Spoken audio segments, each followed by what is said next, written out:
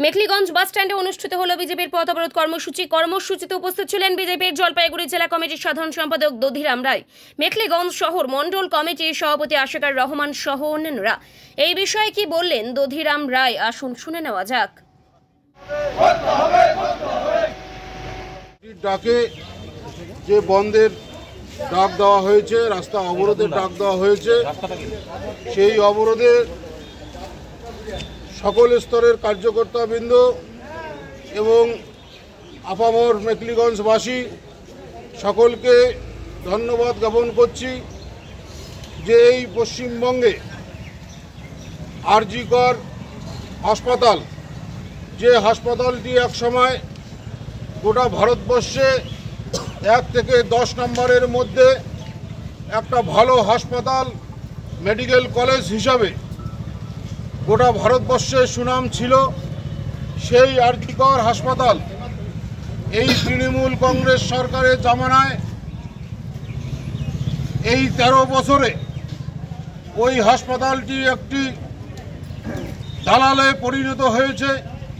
দালাল চক্র থেকে শুরু করে ভেজাল ওষুধ এবং তৃণমূলের চোরদের একটা আখড়া হিসাবে এই আরজি কর হাসপাতাল পরিণত হয়েছে। এবং আপনারা ইতিমধ্যে জানেন সেই হাসপাতালে যে সমস্ত চিকিৎসক নার্সরা রয়েছে তাদের নিরাপত্তা বলে সেখানে কিছু নেই।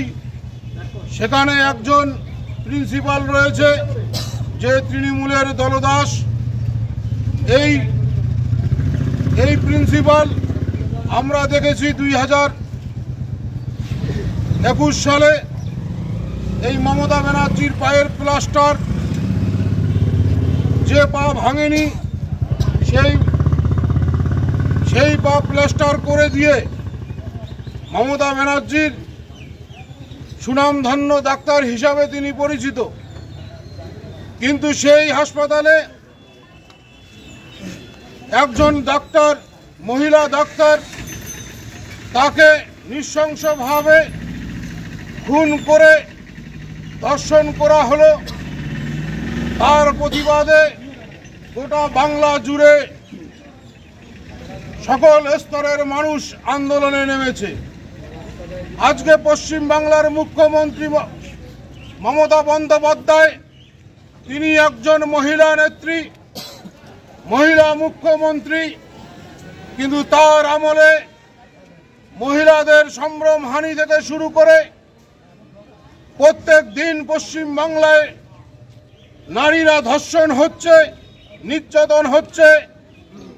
সেখানে নার্স ডাক্তার থেকে শুরু করে শিক্ষার্থী থেকে শুরু করে সর্বস্তরের মহিলারা পশ্চিম বাংলায় সুরক্ষিত নয়।